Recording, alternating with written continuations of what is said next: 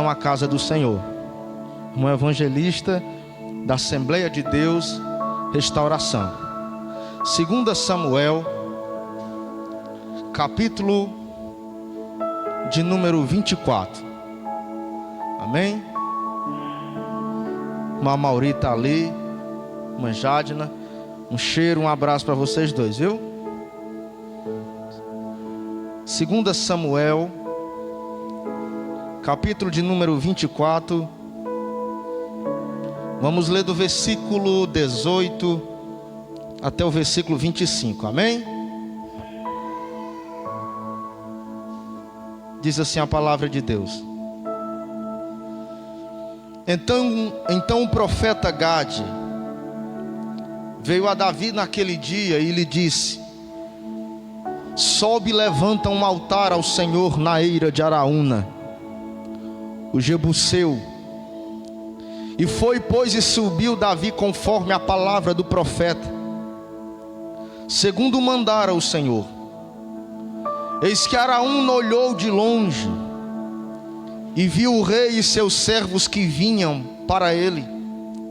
E saindo então Araúna ao seu encontro, se inclinou diante do rei com o rosto em terra.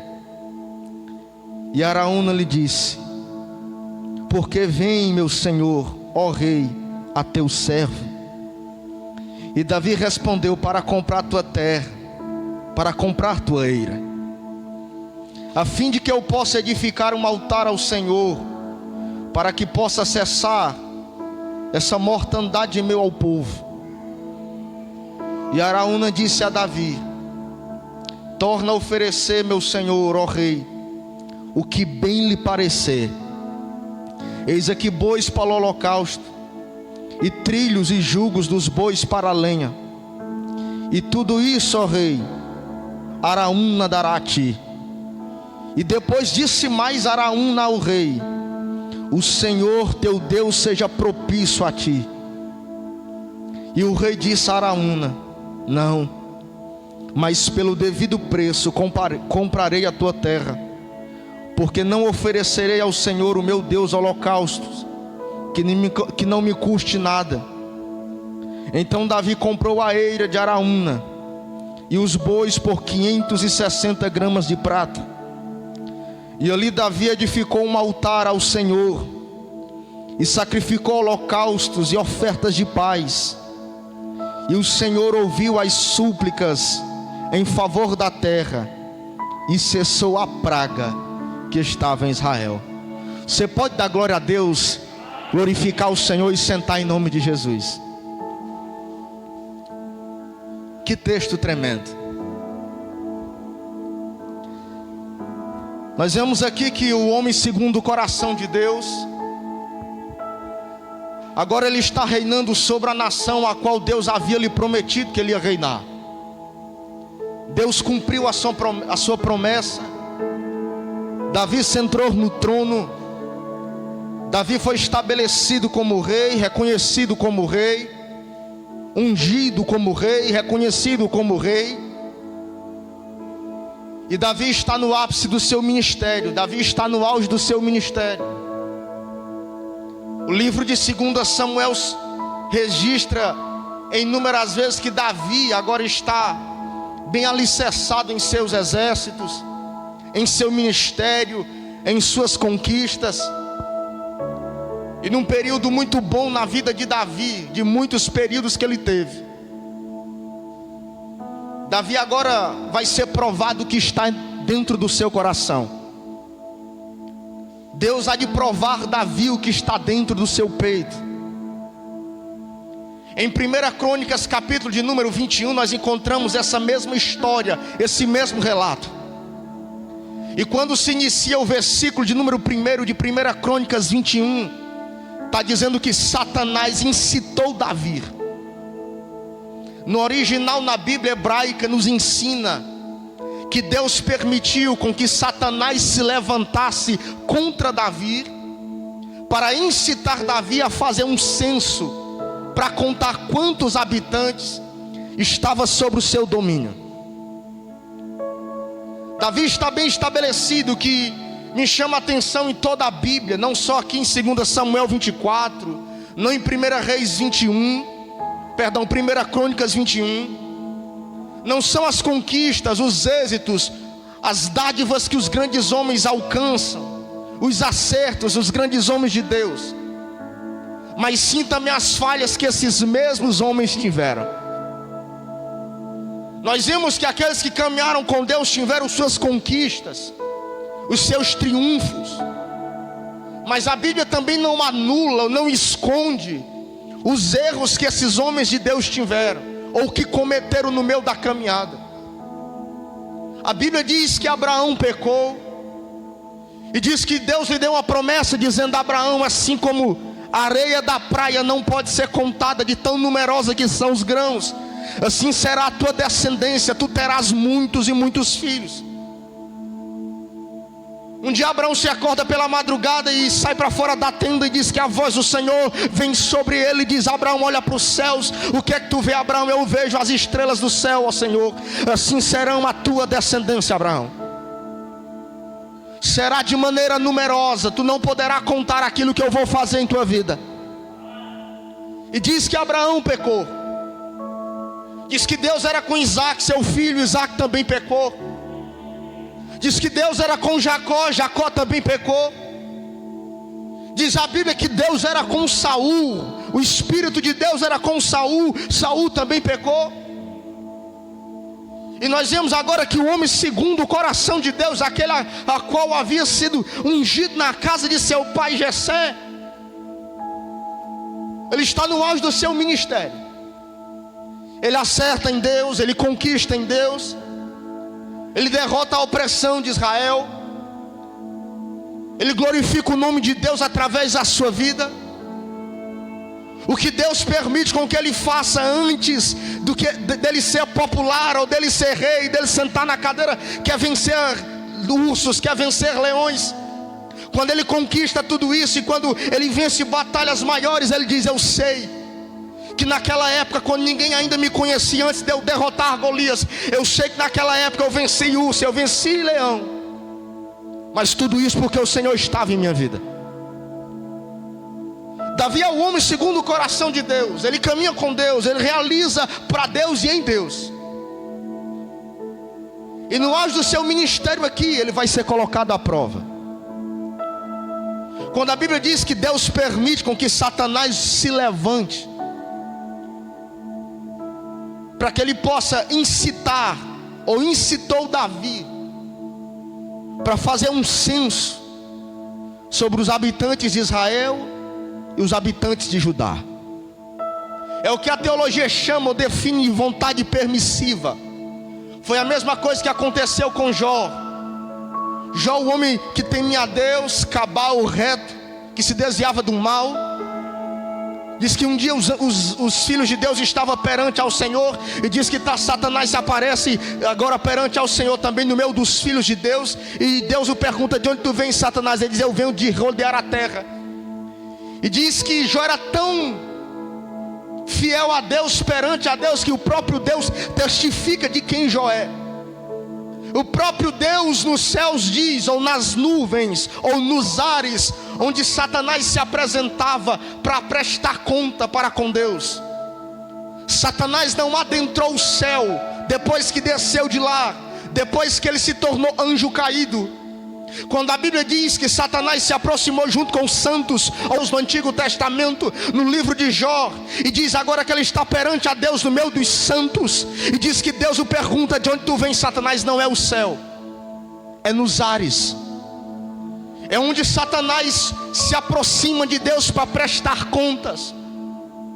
É onde Deus reúne os seus exércitos, e Satanás se aproxima para dizer, ou para prestar conta dos seus feitos.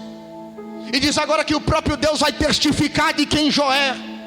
Ele diz: tu tem visto meu servo Jó, homem fiel a mim, temente a mim, reto, que se desvia do mal. E o decorrer da história você sabe, diz que Satanás argumenta, porque todas as vezes que nós estivermos alinhados com Deus, Satanás sempre terá um argumento. E como já dizia o poeta, quem é bom de argumento é ruim de obediência. Uma das primeiras coisas que faz com que o homem caia são os seus argumentos, são as suas desculpas, são aquilo que ele acha que é bom, que é correto, que ele acha que dá para ser bom para a sua vida, como reger os seus princípios. Quem é bom de argumento é ruim de arrependimento. E diz agora que Deus permite que Jó seja provado, e entra em vez agora, ou entra agora na história a vontade permissiva de Deus. É o que está acontecendo com Davi agora, em 2 Samuel 24. A vontade permissiva de Deus é colocada, é permitida ser exercida sobre a vida de Davi. No versículo 1 de 2 Samuel na Bíblia, tua que está aberta, vai dizer assim, ó: e tornou-se a cirar, ou a irar-se o Senhor contra Israel, e incitou a Davi contra eles, para que dissesse: vai e faz um censo de Israel, juntamente com os de Judá, conta o povo. Pastor, onde é que está o pecado aqui? O pecado, talvez você tenha lido esse texto, talvez você não entenda, mas Davi comete duas falhas. Primeiro, que contar a sua população aqui no Antigo Testamento não tinha pecado algum nisso. O problema é que quando um rei fizesse um censo, contasse quantos habitantes ele tinha em seu reino, sobre o seu poder, ele tinha que fazer um altar e adorar a Deus em holocausto, prestar adoração a Deus pelo povo, oferecer holocausto a Deus pelo povo que Deus havia lhe dado. Ele tinha que resgatar os cativos, e também oferecer holocausto pelos que ainda estavam sobre outros domínios. E Davi não faz isso. Davi conta simplesmente o que está sobre os seus poderes, ou sobre aqueles que já foram conquistados. O segundo pecado de Davi que se encontra, porque Davi não conta a sua população, os habitantes que estão em seu reino, não para contar o povo. Ele está preocupado em seu poder bélico, ele está preocupado em seu poder de armamento. Onde é que está isso, pastor? Está no versículo de número 9, leia o 9 comigo, diz assim: e Joabe deu o censo nas mãos de Davi, o censo do povo, e foram os de Israel 800.000 homens, diga comigo, 800.000 homens, fortes que puxavam a espada, e os de Judá 500.000 homens, diga comigo, 500.000 homens. De imediato aqui a preocupação de Davi não é contar quantas pessoas estão em seu reino que Deus lhe deu, mas quanto de poder bélico, quanto de homens armados, quantos de homens de espada ele tem poder, ele está sobre o seu domínio. O segundo pecado de Davi aqui é ele confiar na força do seu braço, e é aí que Deus se ira. Porque quando Davi não era ninguém, Deus havia sido com ele. Quando Davi agora é perseguido por Saul, Deus ainda continua sendo na vida de Davi. Quando Davi agora é rei, vai vencendo inúmeras batalhas, conquistando inúmeras batalhas, Deus nunca deixou de ser com Davi da mesma forma que ele era no princípio. Eu quero dizer a você que da mesma forma que Deus sempre foi lá atrás, Deus tem sido no dia de hoje, Deus será também amanhã, Deus será no nosso futuro. E não importa o que aconteça agora, não importa o que está em nosso coração, não importa o que Deus permita com que aconteça com o povo de Deus, ou comigo, ou com a igreja, não importa com o que Deus permite, com que venha ao mundo, para que o corpo de Deus seja provado até onde vai a nossa fé. O que importa, o que nós temos que lembrar, é que o mesmo Deus que foi no passado, Ele é no presente, Ele será no futuro, e será no final de todas as coisas. Sobre o poder de Davi tem 1.300.000 soldados. É um dos maiores exércitos de sua época.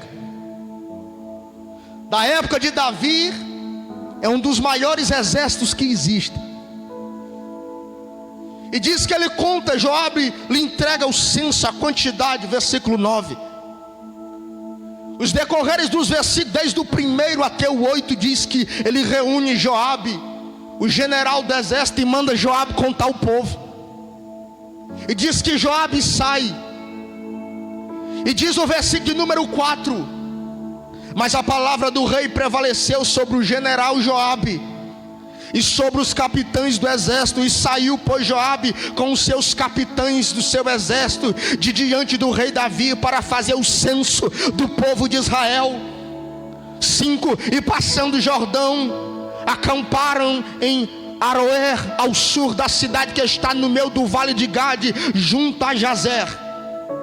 Diz que ele sai contando quantos habitantes estão agora sob o poder de Davi, quantas pessoas agora estão sobre a liderança de Davi. E é aí que o coração de Davi é setado, irmão Levi. Eu lendo esse texto essa semana, já faz algum tempo que eu leio ele. Eu fiz 2 sermões, dentro de um mês o outro tá de molho. Mas o que eu pude ver, esse sentimento que está no coração de Davi é o mesmo sentimento que tem no coração de muitos pastores nos dias de hoje. Davi senta no trono, Davi senta na cadeira. Deus é na vida de Davi, Deus opera através da vida de Davi. Ninguém resiste à espada que Deus colocou na mão de Davi. Ninguém se opõe contra Davi. Aquele que fica no caminho de Davi, Deus concede a vitória a Davi. Chega uma época na vida de Davi que Davi diz: ninguém tem mais controle de pessoas do que eu.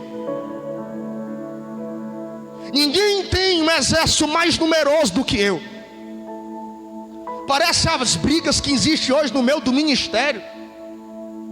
Parece os pastores que batem no peito e dizem: a minha igreja tem mais gente, a minha igreja está mais lotada, a minha igreja tem mais membro, a minha igreja tem mais dizimista, a minha igreja tem mais empresário, a minha igreja tem gente mais de condições, mais do que a igreja fulano de tal. A minha igreja é maior do que a do Beltrano. A minha igreja é mais bonita do que a Cicrano. A minha igreja é melhor. A minha igreja tem canal de televisão. A minha igreja tem programa na rádio. A minha igreja tem cantor famoso. A minha igreja, eu, o pastor, eu sou famoso. Nós escutamos muito isso nos dias de hoje, é culto de doutrina. E nós temos que aprender o que Deus tem para nos ensinar, para que nós não possamos ser engoldados. E Davi agora, o que está em seu coração é isso: eu tenho, eu posso, eu sou melhor, eu sou grande, eu conquistei, eu tenho, é meu, eu sou melhor do que os outros reinos. Olha como eu sou grande, olha o meu reino, por onde se estende as minhas províncias. Quantos capitães eu tenho, quantos capitães eu coloquei na mão de Joabe, meu general. Ei, meu irmão, no reino de Deus isso não agrada o coração do Pai. Parece o que nós escutamos hoje. Ah, quando eu vou pregar vai gente. Ah, quando eu louvo o fogo desce. Se eu não orar, se a irmã orar, ninguém sente nada. Ah, só dá certo se eu fizer. Se eu não fizer, não tem quem faça. Ah, se eu sair da igreja, a igreja acaba. Pergunta para quem está do teu lado: o que existe dentro do teu coração, meu irmão? Pergunta para ele. O que está dentro do teu coração? Davi é colocado à prova. E diz que ele tinha tantas pessoas a seu domínio. Olha o que diz o versículo 8: que durou exatamente 9 meses e 20 dias, para que todos os seus habitantes sejam contados. Versículo 8: e depois que percorreram toda a terra, voltaram para Jerusalém a cabo de 9 meses e 20 dias. Demorou 9 meses e 20 dias para contar quantas pessoas Davi tinha em seu reino. Pense numa igreja lotada. Pensa num reino lotado. Davi agora estava todo pomposo. Davi agora estava todo inchado. Só que Davi se esqueceu de uma coisa que talvez eu me esqueça muito das vezes, talvez você esqueça: que se nós somos alguma coisa na vida, se nós conquistamos alguma coisa na vida, se nós somos agora alguma coisa na vida, é porque Deus nos fez alcançar tudo que nós temos hoje. É porque Deus me fez ser tudo que eu sou agora. Se eu sou uma bênção hoje, se eu não bebo mais, se eu não fumo mais, se eu não adultero mais, se eu não minto mais, se eu não peco mais como eu pecava antes, é porque Deus tem me dado graça para que eu possa acertar nele. Não é porque eu posso, não é porque eu tenho, é porque Deus me fez ser uma bênção. É porque Deus fez com que você fosse. É porque Deus fez com que você alcançasse. Nunca se esqueça, meu irmão, do tempo que você não era. Nunca se esqueça do tempo que você não tinha. Nunca se esqueça do tempo que você não podia. E hoje você tem, hoje você é, hoje você pode. Mas teve um período em que você não tinha. Teve um período que você não era. Teve um período que você não podia. Mas graças a Deus que Ele veio sobre nós, e Ele nos fez príncipes, e Ele nos sentou no meio dos príncipes. E diz a sua palavra que Ele nos fez mais do que vencedores, por meio daquele que nos amou. E não há morte, não há principado, não há presente, não há porvir, não há qualquer nenhuma outra coisa que possa nos separar do amor de Deus que está em Cristo Jesus, nosso Senhor. Quem nos separará do amor de Cristo? Se Ele não poupou nem mesmo seu próprio Filho, porventura não nos dará todas as coisas gratuitamente? É Deus quem nos justifica.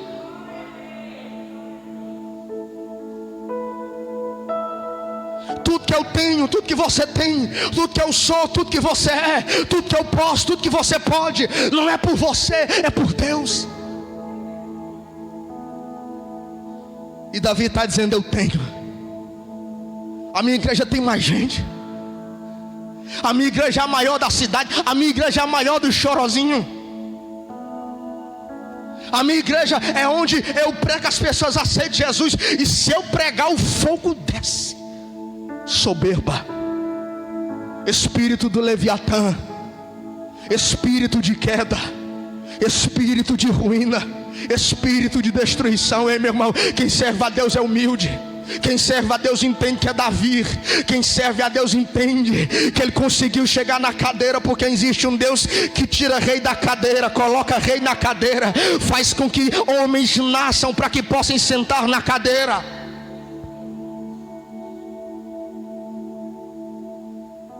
Nós temos que entender: quem opera na nossa vida é Deus. No decorrer de tudo isso, Davi peca. A soberba vem para o seu coração. Ele não faz o altar que deveria ser feito para com Deus. E diz agora que Deus levanta um profeta. E oh, glória a Deus por isso. Sabe por quê? Porque todas as vezes que nós nos esquecemos do que fazer em Deus, ou fazer as coisas certas, irmão Josmar, Deus sempre levanta um profeta. E o profeta agora que vai ser levantado é um profeta anônimo. O nome dele é Gade. Diga comigo: o profeta Gade. Olha o que diz o versículo de número 11. E pela manhã, quando Davi se levantou, veio a palavra do Senhor ao profeta Gade, o vidente de Davi, dizendo: ei, não confunda a coisa, tá bom? Não é visão. Quando a palavra diz no Antigo Testamento sobre vidente, está falando de profeta, aquele que tinha a revelação, a palavra, e interpretava para aquele a qual Deus estava dando a palavra, a profecia. Vidente no Antigo Testamento é profeta. E veio o profeta a Davi dizendo: o vidente de Davi, 12, vai e diz a Davi: assim diz o Senhor, 3 coisas te ofereço, tu escolherás uma delas para que eu faça contigo. E veio, pois, a Gade, o profeta, a Davi, e lhe fez saber, e lhe disse: o que queres que venha sobre ti? 7 anos de fome? 7 anos de fome sobre a terra? Ou que fuja por 3 meses diante dos teus inimigos, e que eles te persigam por 3 meses? Terceiro, ou que por 3 dias haja peste em tua terra? Fala agora, delibera agora, e vê o que responderei àquele que me enviaste. O profeta Gade chega para Davi e diz: Davi, tu pecou. E o meu Deus, o teu Deus a quem tu serve, Davi, mandou te dizer que tu vai ser punido, e tu escolhe a punição. O profeta pergunta, Deus manda te dizer, tu escolhe, ou tu tem 7 anos de seca sobre a terra, ou tu vai passar 3 meses sendo perseguido pelos teus inimigos, eles no teu encalço. Ou Deus vai visitar a terra, o teu povo, por 3 dias com uma peste. Fala para que eu possa dizer àquele que me enviou. 14. Então Davi disse ao profeta, em grande angústia: eu estou. Cai agora na mão do Senhor, porque as misericórdias do Senhor são numerosas, são muitas, mas não caia eu nas mãos dos homens. Está vendo aqui alguém que sabe errar em Deus e acertar em Deus? E isso rebumbou muito em meu peito, que muitas das vezes a gente peca, a gente erra, e às vezes nós erramos e nós tentamos consertar nossas coisas, consertar os nossos erros com amizades que nós temos. A gente vai na casa de alguém e diz assim: resolve isso aqui para mim. Vai lá em fulano, pede perdão para mim. Vai lá em fulano e prepara o caminho para que eu possa chegar assim. E Davi, quando ele erra, ele reconhece uma coisa: é melhor cair na mão de Deus do que cair na mão dos homens. Toda vez que eu erro, toda vez que você erra, é isso que o texto está dizendo, a primeira pessoa que eu tenho que pedir perdão é Deus. Todas as vezes que eu peco, todas as vezes que eu cometo erro, todas as vezes que eu tenho contendas, seja no meio do povo de Deus, lá no meu trabalho, na minha vizinhança, na minha casa, a primeira pessoa que eu tenho que pedir perdão é Deus. Porque quando eu sentir o perdão de Deus na minha vida, eu vou ter a capacidade de pedir perdão próximo. Ele diz: eu prefiro cair nas mãos de Deus, porque a misericórdia do Senhor são muitas, do que cair na mão dos homens, do que cair na mão dos adversários. Diga-se comigo: eu prefiro pedir perdão a Deus, sentir o perdão de Deus, para que eu possa perdoar o próximo que me ofendeu. Nós temos que ter essa necessidade, esse entendimento de pedir perdão a Deus. O versículo 15 vai dizer: e o Senhor enviou a peste sobre Israel desde a manhã até o tempo determinado, e morreram dos habitantes de Israel, desde Dan até Berseba, 70.000 pessoas, 70.000 homens. Talvez na Universal, se você for visitar, você não vai ouvir uma pregação dessa. Talvez alguém que pregue uma palavra motivacional direta, eu prego motivacional, mas que não pregue a Bíblia como a Bíblia nos ensina a entender as suas escrituras, você não vai ouvir isso. Que Deus é esse que mata o seu povo? Que Deus é esse que pune o seu povo? Que Deus é esse que faz com que o seu povo desça a sepultura? Deixa eu dizer uma coisa para você, eu entendi muito cedo. Lá em Canindé, eu fui criado à base de 2 diáconos que discipularam a mim e a Josi. São diáconos até hoje, uma bênção. Nunca deram problemas a 4 pastores que tiveram lá em Canindé. A terceira pessoa a qual vivi perto foi o diácono Gerson, um diácono excepcional, homem de Deus, pregava a palavra